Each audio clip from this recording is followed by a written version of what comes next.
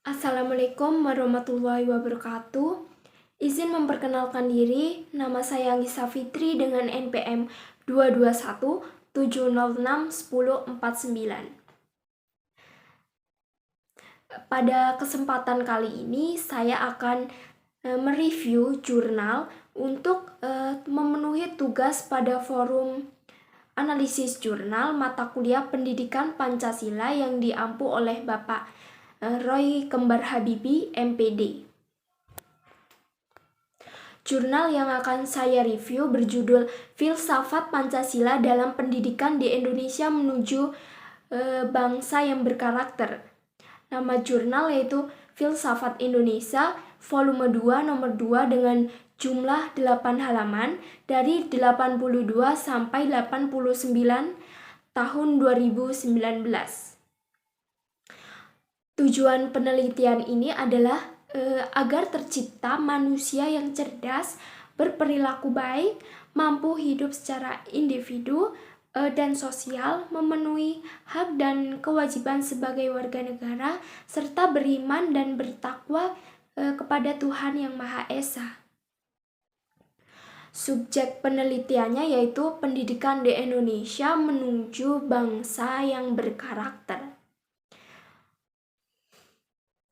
Oke, jadi jurnal ini menggunakan metode kepustakaan dengan menelaah dari berbagai sumber, baik buku, artikel, atau referensi yang berkaitan dengan filsafat Pancasila dalam pendidikan di Indonesia untuk membentuk bangsa yang berkarakter. Kemudian hasil dari penelitian ini yaitu yang pertama, filsafat Indonesia adalah pemilihan yang mendalam tentang pendidikan berdasarkan filsafat. Apabila kita hubungkan fungsi Pancasila dengan sistem pendidikan, maka Pancasila ini merupakan pandangan hidup bangsa yang menjiwai dalam kehidupan sehari-hari. Nah, lalu yang kedua itu Pancasila merupakan pedoman berperilaku bangsa Indonesia yang sesuai dengan kultur bangsa Indonesia. Lalu pendidikan sebagai suatu lembaga yang berfungsi menanamkan dan mewariskan sistem norma tingkah laku perbuatan yang didasarkan pada dasar-dasar filsafat yang dijunjung oleh lembaga kependidikan dan pendidik dalam suatu masyarakat. Lalu yang keempat itu sebagai falsafah dan sebuah ideologi bangsa Indonesia. Pancasila merupakan dasar dari pelaksana segala aspek kehidupan bagi bangsa Indonesia.